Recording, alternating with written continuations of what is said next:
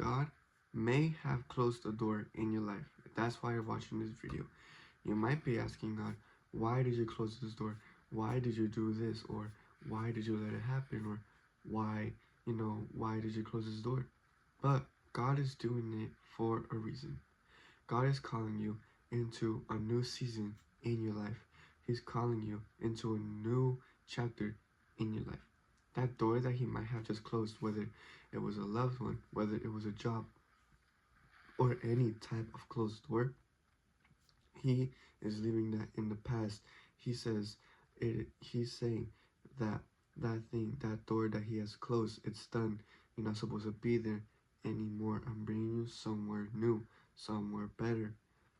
And it might not look like it, but we think that that door is better than the place where God is going to bring us. We have a little flower when God has a whole bouquet of flowers.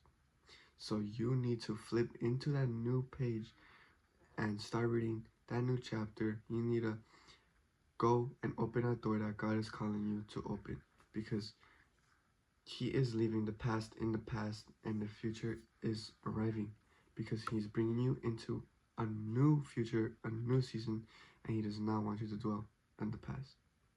There's a Bible verse that is God talking, and he says that do not dwell on the past. See, I am doing a new thing. Do you not yet perceive it? So God is calling you into a new thing. Do not dwell on the past, and he is doing a new thing, and you have to see what he is doing. Because you might not understand right now. You might be asking so many questions on why it end, or why this or that. But God actually has such a great plan that sometimes we can't see it, but all we have to do is continue to trust him. There's a Bible verse too that says, although I walk through the valley of the shadow of death, I will fear no evil, for you are with me. So oh my gosh, alright, my bad. Wherever God takes us, we can put our trust and faith in him and not be afraid, because Jeremiah 29:11 says, for I know the plans I have for you, declares the Lord. So trust him and move on.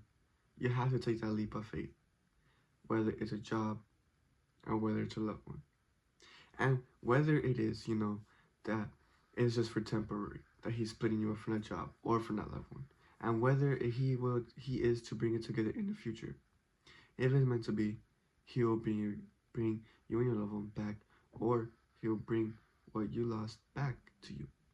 But for now, take that leap of faith, move on with God, and what's meant to be will happen. And the reason why it is important to move on, the reason why it is important to not stay put in your past, is because you won't be able to inherit the blessings that God has for you. You won't be able to live the dream life that God is calling you to live if you're stuck in the same chapter and you don't want to flip the page. You're going to be rereading the same page over and over and over again, and it's only going to keep you in the same spot. So no matter how bad the page is looking, no matter how bad the book is looking, keep reading and keep reading and keep reading, because this is a book written by God, and it will only and only and only get better. It will only get better until the very end of the book, when he comes back. That will be the best ending ever. So keep reading, because the book gets better. Keep flipping pages, because the book gets better. And stop rereading the same page. And that also means stop reminiscing. Stop being stuck up in the past and flip that page, because God is calling you to. Because he's calling you to inherit his blessings. He's calling you to live the new life he's bringing to you. You have one flower, but he has a whole bouquet. So trust him. And to end off this video, you might be asking, well, but how do I move on? It's hard. I really like this thing. I can't. A way that really helped me to move on from when doors closed in my past is to just continue to stay in my word and in prayer and not get distracted by anything.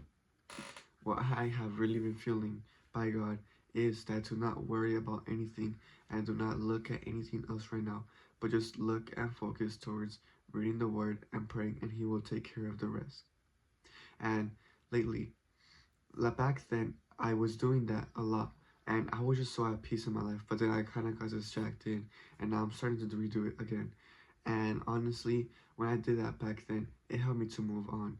Like when I stopped talking to a girl that I was talking to like for a year, I was like really sad, but I was led by the Holy Spirit. I was led to just read the word and pray. And when those thoughts of the girl and the memories would pop up, I would not pay attention to them, but I would just continue to just focus and think about the word and prayer. Do that over and over and over again. And then I healed. God healed me because I stayed in my word and prayed. And I listened to Him. And listening to God is the best decision you could ever do. So yes, stay in your word, stay in prayer. God will help you, and ask Him to help you. Don't be afraid to ask. That's why He is there. He is our Father. He is our Father. That's why we should ask Him to heal us and to help us. And as long as we keep our eyes steady up towards Him, everything around down here is not going to affect us because our eyes are up there, not down here. So yeah, thanks so much for watching this video. I would appreciate if you guys would subscribe and like, but you don't have to.